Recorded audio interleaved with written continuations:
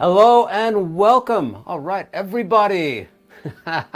So nice you could join me here this evening. All you Licklibrary members and all you non-members, welcome, welcome, welcome. So nice to virtually see you all. So I'm Danny Gill, and in the next 30 minutes or so, we're going to talk about how you can boost your rhythm chops in the style of Jimi Hendrix. This is a huge subject, but we're going to scratch the surface a bit with a few examples you should be able to use in your own playing right away. That's the goal. So, of course, I would love it if you would pick up your guitars and play along with me this evening. I'll give you some opportunities to jam. We can have a little jam session back and forth here. I'll play some backing tracks or just show you some licks. So, when Hendrix played rhythm, he wouldn't just play chords. He would always spice up his chords with single notes, double stops,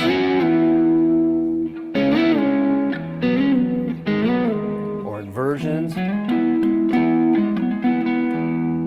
So that's the first thing we're going to talk about is inversions. And I was doing a lot of inversions as well as doing some of those other ideas, double stops, single notes with that little jam, which is basically just E to A that I was doing in the beginning here. So let's just take a look at those two chords. You can play them quite simply in open position. And there's nothing wrong with this. You can play E to A.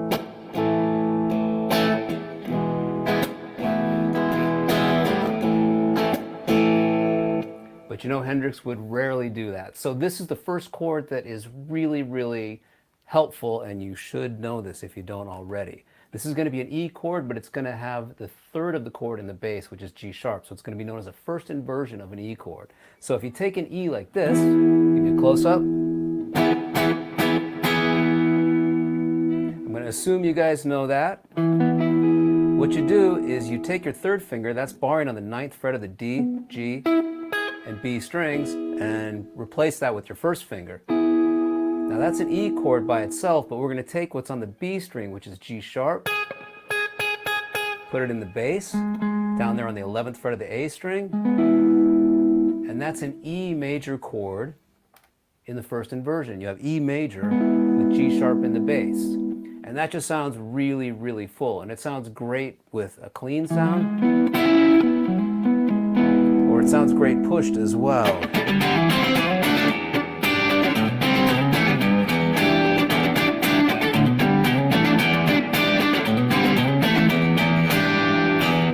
So we did E, put the third in the bass, that gives you E with G sharp.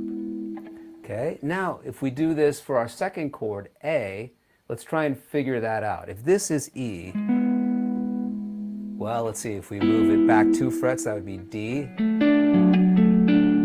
The D being there on the G string now. Move it back 2 frets, there's C. Here's B, B flat, and there's A. So this is an A chord with C sharp in the bass. You can call it a first inversion A chord. If you just say, I'm playing A, no one's going to complain, because that's really what it is. It's still just the same basic 3 notes you have in an A major triad. So suddenly this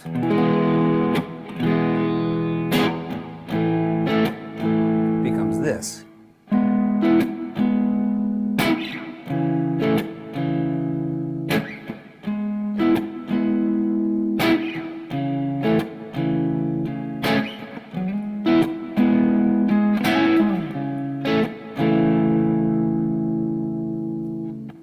Now in that little jam that I did, the chord progression did E to A 3 times, followed by F sharp minor and B. So if I apply those inversions with this chord progression, let's see how that sounds in context. It'll go for 2 rounds. So here's the E.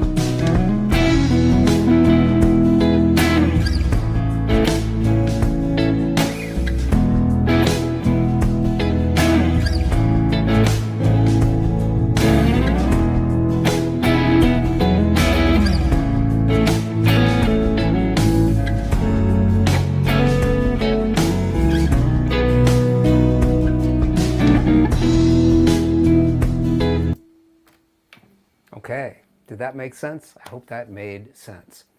So another thing you may have noticed is I'm not just playing the chords straight. As I mentioned earlier, Hendrix would always add single notes or double stops, that would be two strings at the same time, to his chord shapes. So he would combine kind of lead and rhythm playing at the same time, which was really something that everybody, that's really like the essence of Hendrix rhythm style playing, is he would add single notes and combine lead and rhythm. So it wasn't just one thing or the other. So a great thing to do is to take this E chord, which is an E major chord, and from there just add notes from the pentatonic scale. So which pentatonic scale? Well, it's an E major chord, so let's add notes from the E major pentatonic scale, which looks like this. Give you a little close-up. There's my E.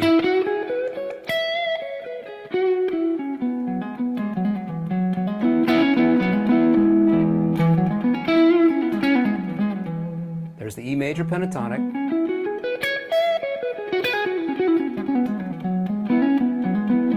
There's our E major chord. So if we add some notes from the pentatonic scale, we can get not only the chord, but just... And if you play two strings at once, that's where the magic starts to happen. And you can add on from there, like maybe do some hammer-ons.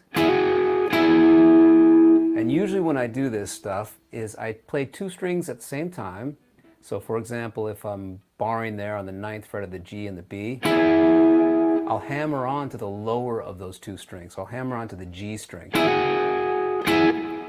you a close-up of that. And let those two strings ring together.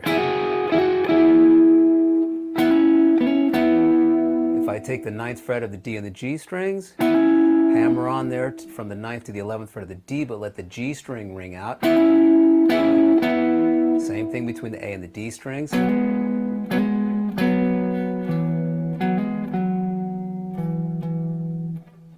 can do this on other strings. We can bar on the 9th fret of the top two strings and think pentatonic. So here we're going to hammer on to the 12th fret of the B string while striking the 9th fret of the high E string. So we strike the 9th fret of those two, hammer on to the 12th fret on the B.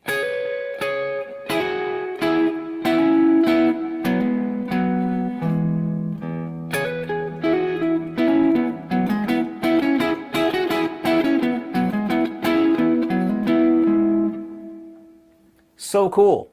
That will take you so far. Just think about the chord that you're playing, and you can add those, you can use those just the same way you would use a scale. You just use this to create interesting rhythms. So if you have a couple of bars of E, maybe you don't want it to stay there. Maybe you want to... You can make something out of it. So let's do this for A. So let's think about it. This was E. The root note's E here on the G string. Move it down to A. And we can do the same thing in A.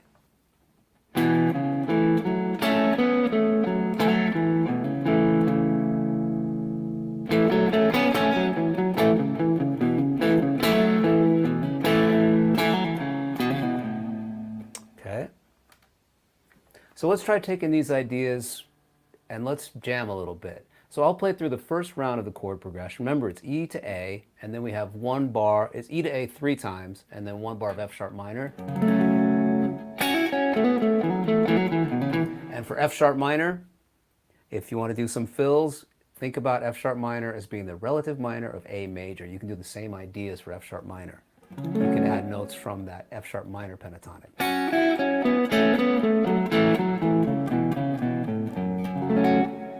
F sharp minor, A major, same notes. You can even get fancier if you want to and add some notes from the minor scale. But we'll talk more about that later. And the final chord is B, so think about that. If this was A, we can move it up to B. Voila. That's it. So I'll play one round, and then I'm going to let you guys play for one round. Are you ready to jam? Oh yeah. Are you ready to jam? Let's do it. Okay, here we go.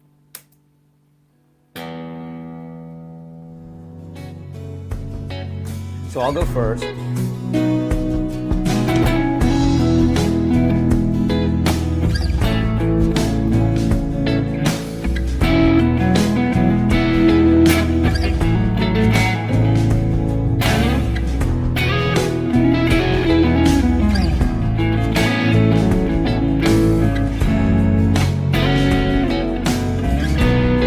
Okay, now it's your turn.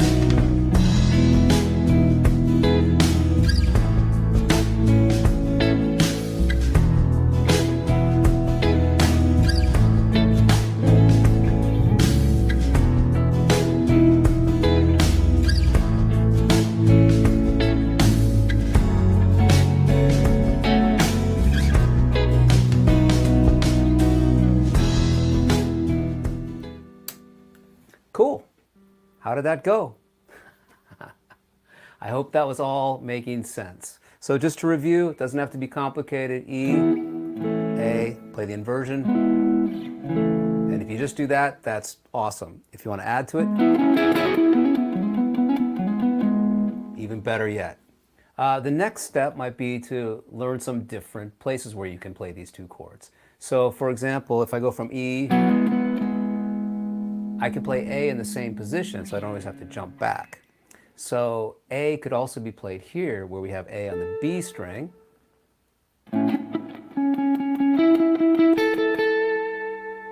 So I have C sharp, that's the third of the chord. E, that's the fifth. A, that's the root.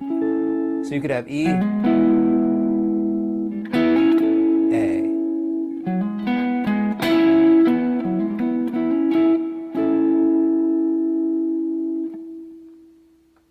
And if you want to add some notes to that A shape here, just use your little finger. Give you a close-up of that again.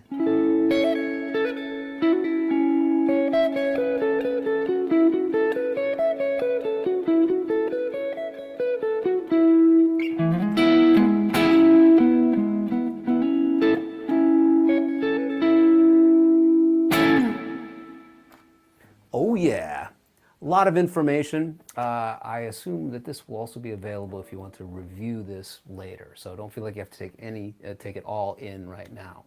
Let's try and play those two chords in another place. What if we take this A shape that we just did? Can you figure out how to make that E? Well, A is there on the 10th fret of the B string. So if I move down 2 frets, there's G, F, E.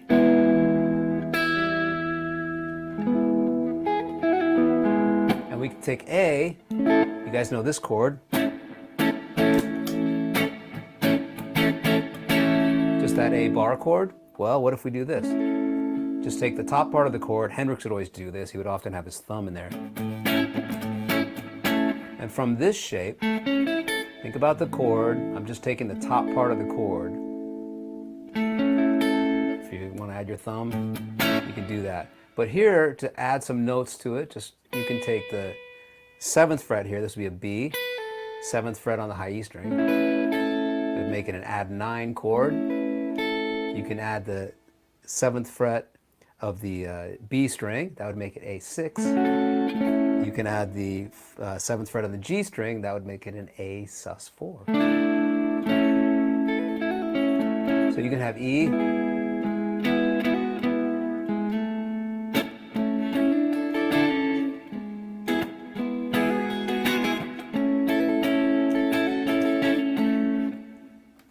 and you can add all those. So let's try this chord progression one more time, and let's just try and mix it up a little bit. So I'll go ahead and play through the whole thing twice, and we'll take a little pause, and then I'm going to let you guys play through the whole thing twice. Okay? I don't know if it helps to take a pen and write down what the chord progression is if you need to, but it's E to A 3 times, F sharp minor once to B.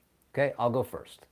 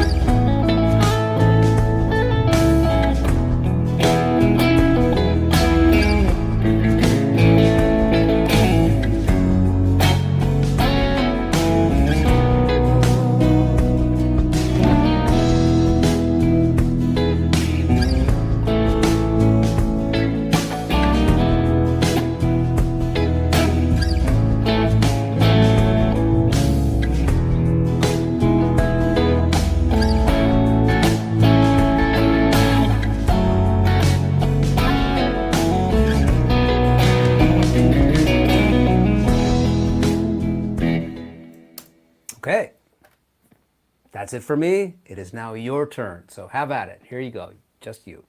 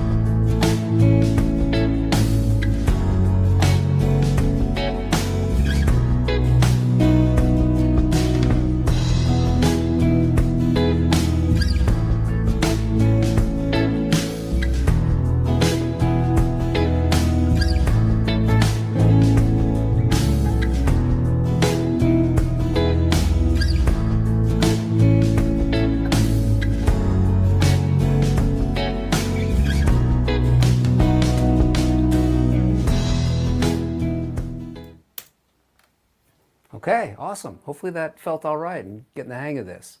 Another inversion I'd like to point out is actually the same inversion but on a different string set. This first chord that we did was E with G sharp in the bass. We took the E, took the G sharp, put it down low. So we have G sharp, B, E. We can play those same notes in the same order down low. G sharp, B, E. And this is a really cool way to play the chords as well. So this is E. So how would we play A? Well, think about it. Where's the root note? There's the root. So move it up to E, F, F sharp, G, G sharp, A. There it is. So that A chord right there is identical to where you play the same notes in different registers on the instrument. It will sound slightly different, but we have the same order of the notes. So it's an A with C sharp in the bass. And that's really cool as well. So you can play, let's say, E, A.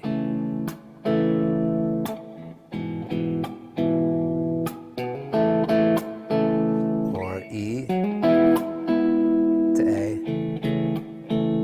Okay, see what I'm doing there?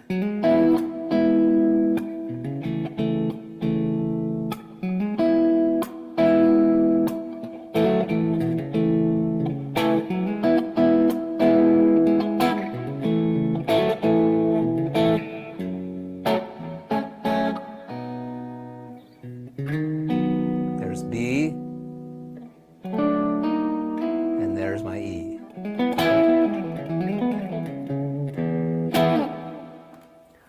Woo! How are you guys feeling? Time to take a little stretch, a little pause.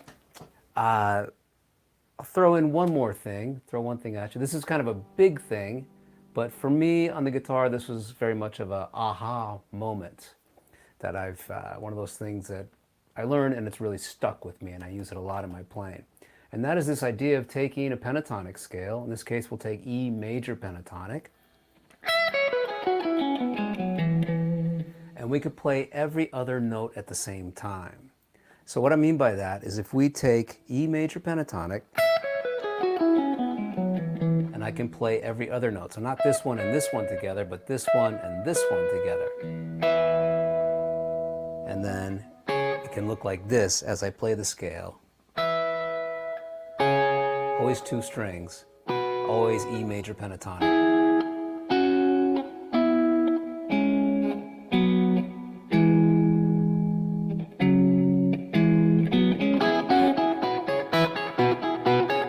So the interval are fourths with one exception. These are all fourths. The distance between the notes is a fourth.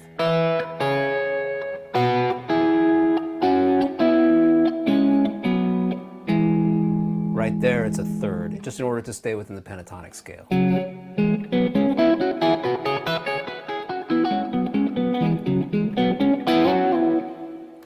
But that's a whole nother big lesson unto itself. That's something maybe we should take a look at more in depth later on, because I think that's a really fascinating, interesting subject, super, super useful. Because I don't expect you to do this all now, but I've gone through the process of doing that in every position. So.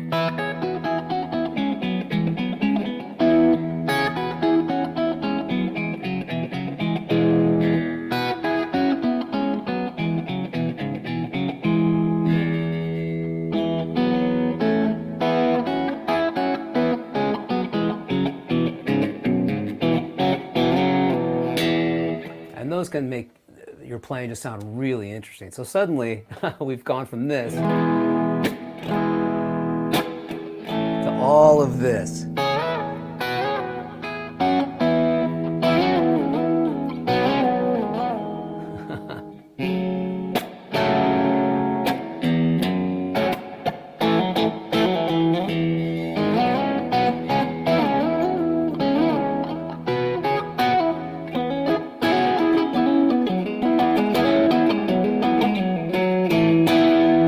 Super cool. And you can do that with other intervals, fifths, 6.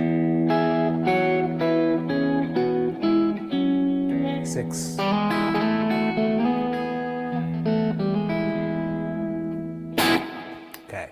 But like I said, that's just a little taste of where you can go with this stuff. But it suddenly, your playing opens up so much. I mean, think about that. We started here, and look where we've ended up with these Hendrix style rhythm things, which is what Jimmy did. He would improvise with his rhythm.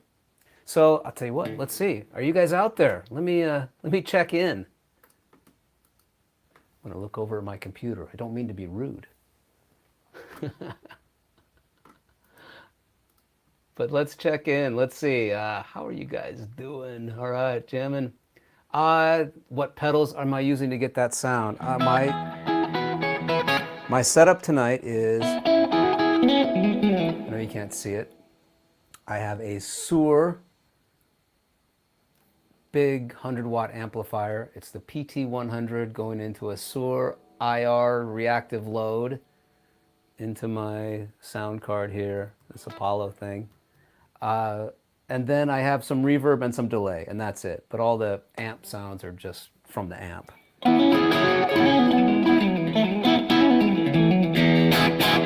The amp is cool, so I got a little bit of bite on there. You can get a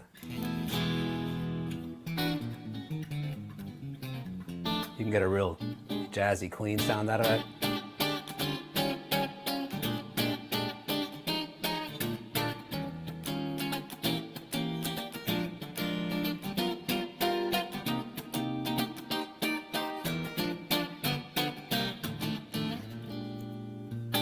Or you can get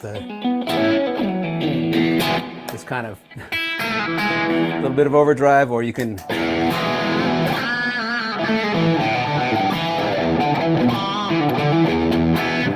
and that's all from the amp. So yeah, I like the amp a lot.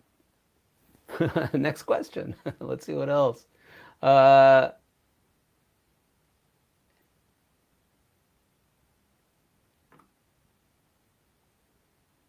think Axis Bold as Love is his best album for rhythm technique. Could be. Google must be listening to me because I've been talking about doing some Hendrix-based stuff. And Randy Hansen came up on my YouTube feed. I don't know if you guys know Randy Hansen, but he's a guy who's been doing the Hendrix thing for a long time.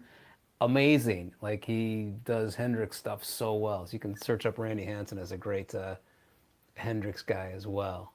But yeah, I love playing Hendrix stuff. Influential for me and everybody, really. Okay, so let's see. Maybe we can move on a little bit. Another thing that I was thinking about talking about was just actually doing a Hendrix song so you can apply these ideas right away.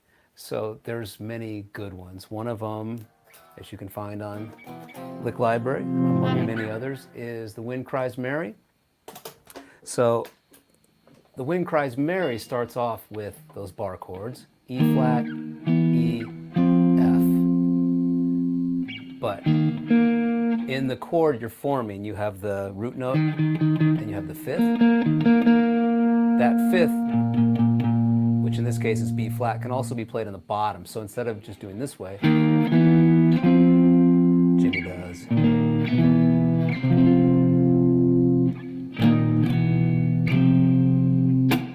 So you can call that an inversion as well, with the fifth in the bass, E flat with the fifth in the bass, second inversion of the chord. But then he does the same three chords, but with the third in the bass. So if you don't know that song, that's a great riff to start with to apply these chords. E flat, E, F, inversions, E flat, E, F.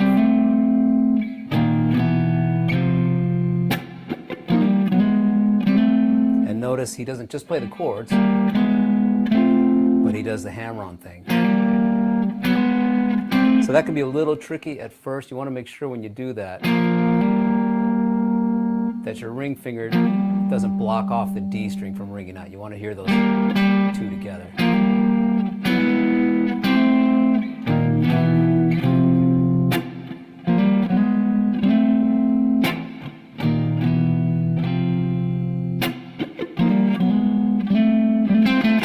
And when all those fills just come from that place I was referring to earlier. You've got the chord, strike two strings, hammer onto the lower of the two.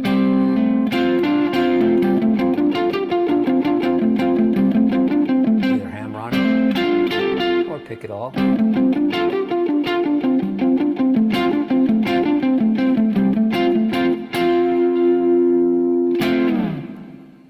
Okay, so then in the verses of that song, you've got three chords: C, B flat, F. Of course, you can play those any standard way you might. C, B flat, F.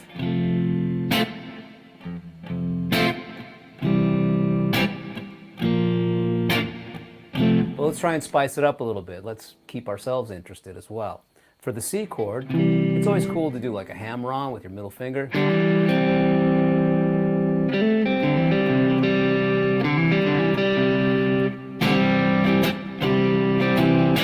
As you move from C to B flat, try doing a little chromatic thing, a little bass part.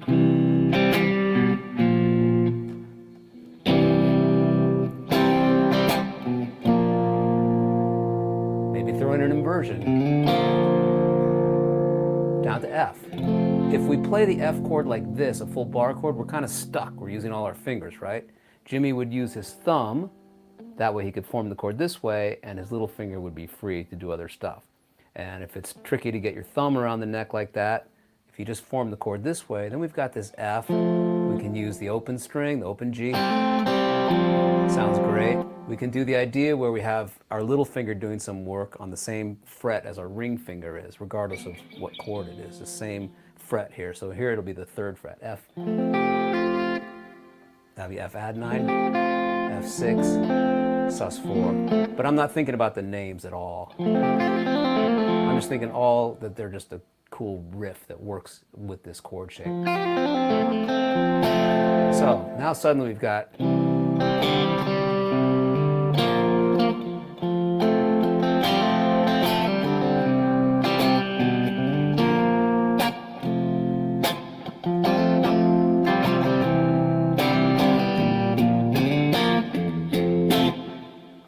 another thing we can do. Remember this shape that we did earlier, the first thing we started with, that E? We can move it up to F, or we can play it down low. And I know I'm talking through a lot of stuff, like I'm cramming like a lifetime of Hendrix little chops and things that I've done into 30 minutes. So don't feel like you've got to grab onto everything. If you grab onto just this, that's awesome. But you may notice I keep referring to the names of the notes and the intervals. I think that's important for having the learning really sit within you and for really remembering the stuff. If you think, okay, what is that? You got to know that that's an inversion of an F chord. So when you move it to another song, you can quickly apply it. If you don't think about the notes at all, then it's hard to take that learning and move it into other songs and into your own playing. So try and think about the notes. Think about the name of that chord. So if I play along a little bit with the backing track for Wind Cries Mary, let's see how we can apply some of this stuff. So maybe I'll have C, B flat, F, or F, or who knows, maybe I'll end up here, or maybe I'll have C here.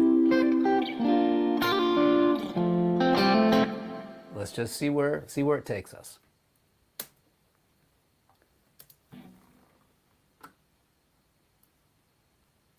I'll just do a little bit of the song. Here we go.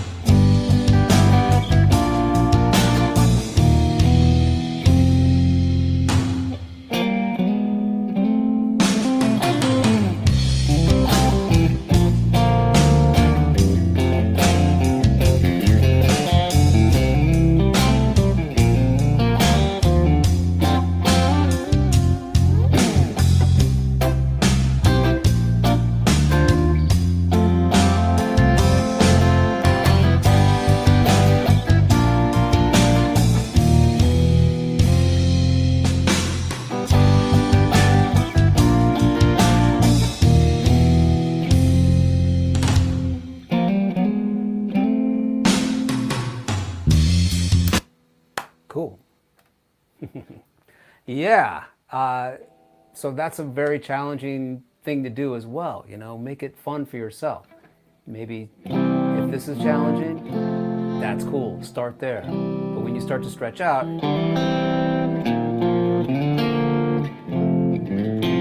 all those chords, the whole progression starts to sound a little more interesting.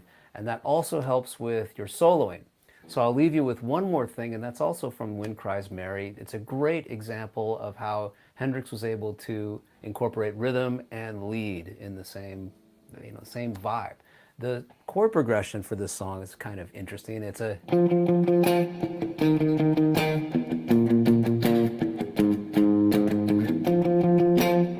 F, E flat, B flat, A flat for the first part, but Hendrix treats it like F major, and he starts off with this. I'll give you a close-up here. Think about the F chord. We've got, that's all just part of F major pentatonic. Then he does this, which is a little, we haven't really talked about this shape yet, but we want to think this, which is part of those two notes, A and C, are just right out of that F chord. So he kind of plays around with, which is another great, just fill. Think about the chord.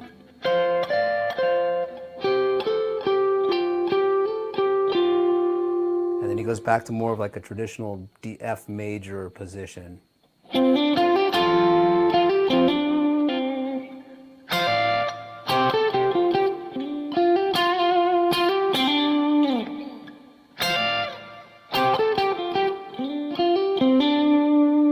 And then the song goes to G, and where a lot of players, maybe they would just use minor pentatonic there, or maybe try and stay in the same key. Hendrix, just so you can see what I'm talking, Hendrix would follow the chords. I mean, he would always follow the chords. That's something that was very unique with his style of playing. That was a big influence on me as well. It's just learning how to follow chord changes. So he takes the G, when it goes to G, and just takes the F shape, moves it up to G. Can you see that? Think about that G bar chord.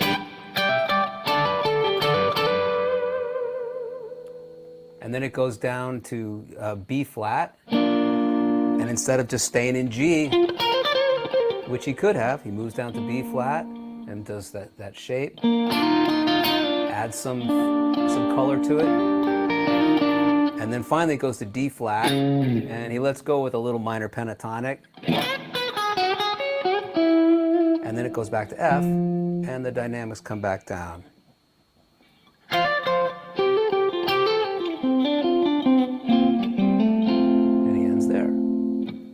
So you should recognize that chord. That's where we started the whole day. But this is, instead of E, this was F. Okay, so let me try and prove it to you. Let's see if I can play through this solo.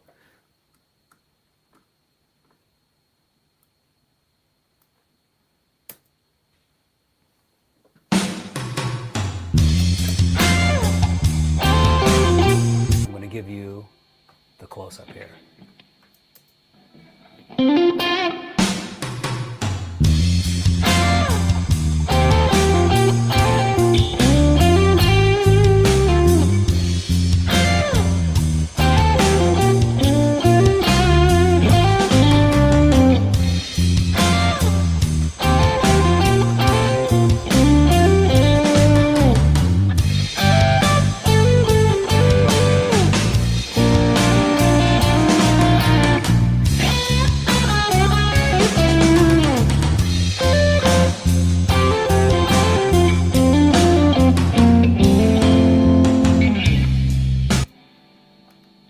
Yeah, so hopefully that sounded all right to you out there.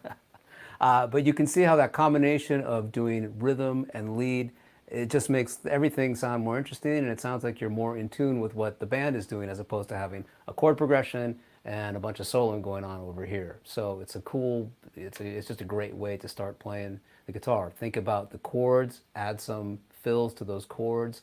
If you get an opportunity to really study and you can double up on those pentatonic things,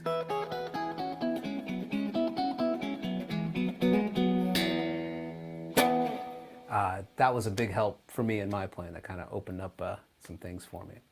So let's see. I'm going to go back here and see how you guys are doing. Oh man, this is great to everybody from all around the world. Hi, Thomas. Hey. Hey, Steve. Hey, Johnny. Terry. Romans. Oh man, this is great. So yeah, I guess that's it for me for now. There's lots of Hendrix style lessons as well as specific songs available on Licklibrary. Shout out to all you Licklibrary members. Thanks for coming and hanging with me again. I look forward to the next time we hang out.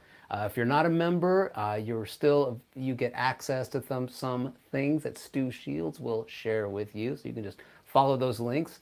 And just in general, I'd like to give a big shout out to everyone at Licklibrary. We got Kim, Stu Shields, Dave, Sharon, James, the whole gang. Hopefully I'm not forgetting anybody. So I will say thank you so much for tuning in to this evening, and thank you so much for joining me. I look forward to the next time, and you guys take care. Rock on. I'll see you next time.